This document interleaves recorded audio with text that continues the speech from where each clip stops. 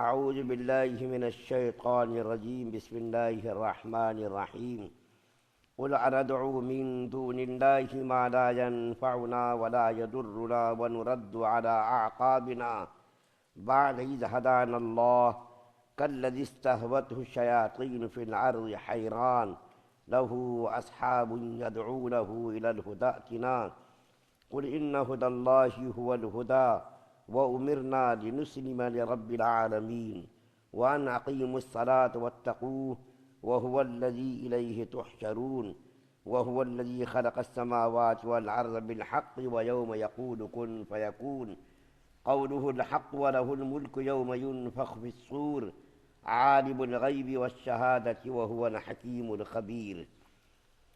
آپ کہہ دیجئے کہ کیا ہم اللہ کے سوا اسی چیز کی عبادت کریں کہ نہ وہ ہم کو نفع پہنچائے اور نہ وہ ہم کو نقصان پہنچائے، اور کیا ہم الٹے پھر جاویں بعد اس کے کہ ہم کو خدا تعالیٰ نے ہدایت کر دی ہے۔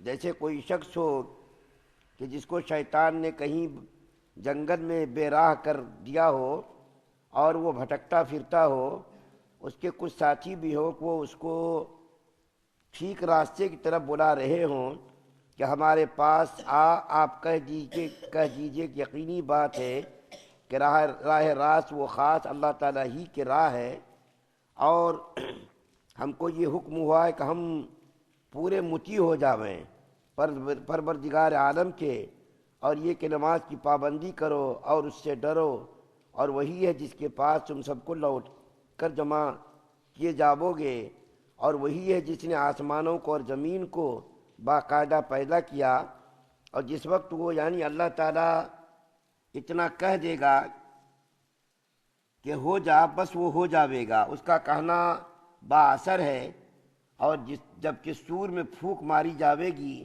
ساری حکومت خاص اسی کی ہوگی، وہ جاننے والا ہے پوشیدہ چیزوں کا اور ظاہر چیزوں کا، وہی ہے بڑی حکمت والا اور پوری خبر رکھنے والا۔ سورہ انعام کی 4 آیات آپ کے سامنے پڑھی گئی ہیں، 71 نمبر کی، 72 اور 73 74 نمبر۔ پہلی آیت کریمہ میں اللہ تعالیٰ نے نبی کریم صلی اللہ علیہ وسلم کو خطاب کر کے فرمایا ہے کہ آپ کہہ دیجئے ان کفار اور مشرکین کو۔ اصل میں یہ آیت کریمہ نازل ہوئی ہے کفار اور مشرکین کے اس سلسلے میں جس میں کفار اور مشرکین نے مسلمانوں کو یہ کہا کہ تم لوگ دین اسلام سے پھر جاؤ، نعوذ باللہ ثم نعوذ باللہ۔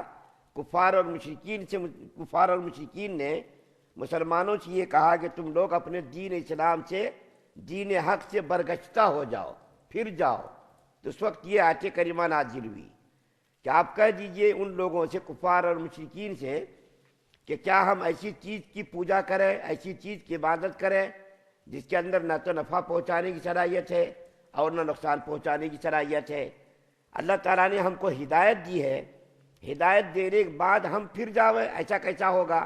ہدایت سے اگر نعوذ باللہ ہم پھر جائیں تو گویا کہ ہم نے شیطانی راہ اختیار کی، اور جو لوگ ہدایت یافتہ ہوگا، اللہ تعالیٰ کے بتائے ہوئے طریقے پر چلے گا، گویا کہ وہ ہدایت کے راستے پر ہوگا، اور غلط راستے پر جو چلے گا، بتوں کی پرستش کرے گا، وہ ایسا جیسا کہ شیطان کی وہ پیروی کر رہا ہے، اور شیطان کی پیروی کرنے والا کبھی بھی راہ راست پر نہیں ہو سکتا، ساری راستوں پر چلنے والا کبھی بھی اللہ تک نہیں پہنچ سکتا، بلکہ اللہ تعالیٰ کی عبادت کرنے والا ہی ہدایت یافتہ لوگ ہیں، اور اسی کے اوپر جنت کا وعدہ ہے، اور شیطانی راستے پر چلنے والوں کے لیے جہنم کی وعیدیں سنائی گئی ہے۔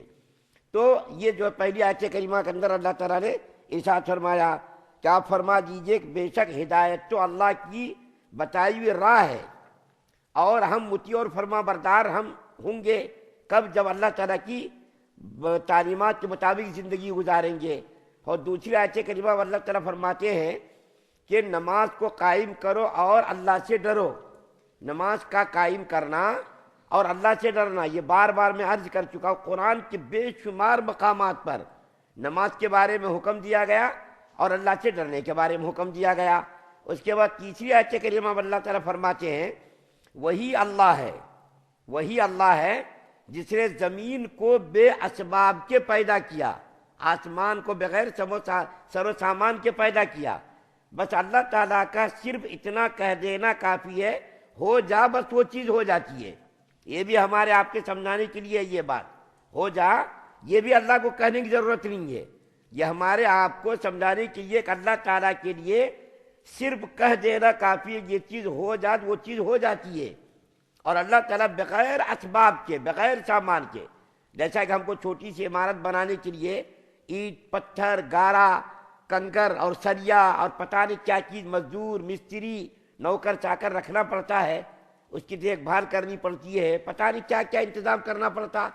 لیکن اللہ تعالیٰ کو نہ تو اینٹ لانے کی ضرورت ہے، نہ پتھر لانے کی ضرورت ہے، نہ اسباب اختیار کرنے کی ضرورت ہے، نہ مزدور کو لانے کی ضرورت، کچھ بھی کرنے کی ضرورت نہیں ہے. بس اللہ تعالیٰ کے لیے بس اتنا ہی کافی ہے، وہ کہہ دے کہ ہو جات، وہ چیز ہو جاتی ہے. اتنا بڑا آسمان کسی مزدور کو رکھ کر کے اللہ نے نہیں بنایا، کسی مستری کو رکھ کر کے اللہ نے نہیں بنایا، کنکر، پتھر، ریتی، سراخ یہ سب رکھ کر کے اللہ نے انتظام کر کے نہیں بنایا. اتنی بڑی زمین اللہ تعالیٰ نے بغیر اسباب کے بنائی، اتنا بڑا آسمان بغیر اسباب کے بنایا. ساری کائنات کو اللہ تعالیٰ نے بغیر اسباب کے بنایا. مخلوق محتاج، اللہ کسی کا محتاج نہیں. اللہ الصمد، اللہ بے نیاز ہے. کیا مطلب؟ مخلوق ساری کی ساری محتاج ہے، اللہ کسی کا بھی محتاج نہیں. اس کے بعد جو آخری آیت کریمہ پڑھی گئی ہے، اس آیت کریمہ کے اندر اللہ تعالیٰ نے فرمایا ساری زمین اور آسمان کی حکومت اور بادشاہت قیامت کے دن اور آج بھی اللہ کی ہوگی. چنانچہ جب قیامت قائم ہوگی تو اللہ تعالیٰ فرمائیں گے ان الحکم الا للہ. قرآن کے اندر ہے 24ویں پارے کے اندر کہ آج کس کی حکومت ہے. اللہ تعالیٰ قیامت کے دن فرمائیں گے آج کس کی حکومت ہے، کس کی بادشاہت ہے. وہاں کون جواب دے گا؟ سارے کے سارے لوگ تو مرے ہوئے ہوں گے. ابھی میں بیان کروں گا انشاءاللہ. تو خود اللہ تعالیٰ فرمائیں گے الملک للہ، ساری حکومت، ساری بادشاہت اللہ کے لیے ہے. اور آخری آیت جو 74 نمبر کی پڑھی گئی، اس کے اندر ایک اور بات بیان کی گئی کہ قیامت کے دن سور میں پھونک ماری جائے گی. ابھی تک یہ مضمون اتنے پاروں میں شاید یہ نہیں گزرا ہے. قیامت کے سور پھونکنے کے بارے میں یہ ابھی تک یہ مضمون نہیں گزرا. قیامت کا ذکر آیا لیکن سور میں پھونک ماری جائے گی شاید پہلی مرتبہ یہ آیت کریمہ آئی ہے.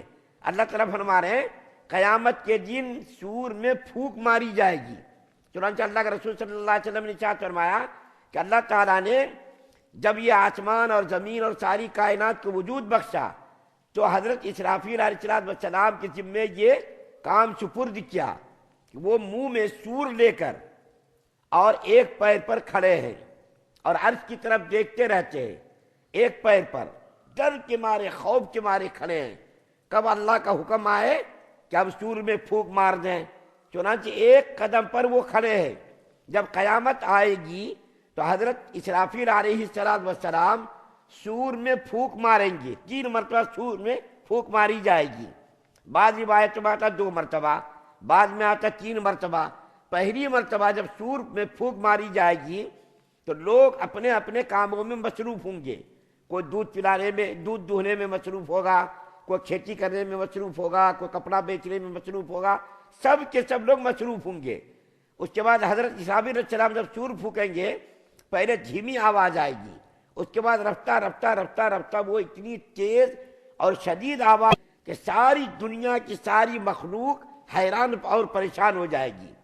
سب کے اوپر ایک قسم کی ہیبت طاری ہو جائے گی، سب لوگ پریشان ہو جائیں گے. اور یہاں تک روایت میں آتا ہے دودھ پیتے ہوئے بچے کو عورت بالکل چھوڑ دے گی. قرآن کے اندر بھی مضمون ہے سورہ حج کے اندر کہ دودھ پیتے بچے کو عورتیں چھوڑ دیں گی اور حاملہ عورت اپنے حمل کو ضائع کر دیں گی. اور نوجوان آدمی اس سور کی ہیبت سے ایسا معلوم ہوگا کہ بالکل بوڑھا. ویسے آج کل کے نوجوان بوڑھے ہی نظر آتے ہیں، کہاں جوان نظر آتے ہیں. چہروں پر تر و تازگی نہیں، رونق نہیں، گال دھسے ہوئے، آنکھیں اندر دھسی ہوئی. آج کل کے نوجوانوں پر تو چہروں پر تو ہے ہی نہیں رونق، کیونکہ رات بھر جاگتے ہیں نا. وہ جب رات میں جاگیں گے سوئیں گے نا، چہروں پر رونق کہاں سے آئے گی. ویسے بھی نوجوان آج کل کے بے رونق ہیں. تو جب سور میں پھونک ماری جائے گی تو نوجوانوں کے جو چہرے ہیں بالکل بوڑھے کی طرح نظر آنا شروع ہو جائیں گے، اور اس کی داڑیاں سفید ہو جائیں گی، سر کے بال سفید ہو جائیں گے۔ یہ جو ہے اس سور کی آواز کی ہیبت ہوگی، سب بدحواس ہو جائیں گے۔ اس کے بعد جب دوسری مرتبہ سور میں پھونک ماری جائے گی، سب کے سب لوگ مر جائیں گے۔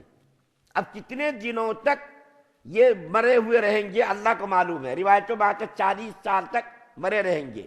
اس کے بعد 40 سال کے بعد تیسری مرتبہ سور پھونکی جائے گی، سب کے سب لوگ زندہ ہو جائیں گے، پھر میدان محشر کی طرف سب ہکا کر کے لے جائے جائیں گے۔ تو اتنی ہیبت ناک آواز ہوگی، گویا کہ سور میں پھونک مارنا قیامت کے ختم ہونے کا اعلان ہوگا۔ جب سور میں پھونک ماری جائے گی تو قیامت کے ختم ہونے کا وہ اعلان ہوگا، اور اس کے بعد پھر دنیا ختم ہو جائے گی، اور اس کے بعد پھر سور پھونک کر کے سب کے سب لوگوں کو میدان محشر میں جمع کیا جائے گا۔ تو اللہ تعالیٰ نے ان 4 آیات میں کئی قسم کے مضامین کو بیان کیا ہے، جس کو میں نے مختصر انداز میں بیان کرنے کی کوشش کی ہے۔ اللہ تعالیٰ ہم تمام مسلمانوں کو قیامت کا ہولناک دن سے محفوظ فرمائے، جنت کے اندر داخلہ مقدر فرمائے، جہنم سے ہم سب کی حفاظت فرمائے۔ سبحان اللہ و بحمدہ، سبحانک اللہم و بحمدک۔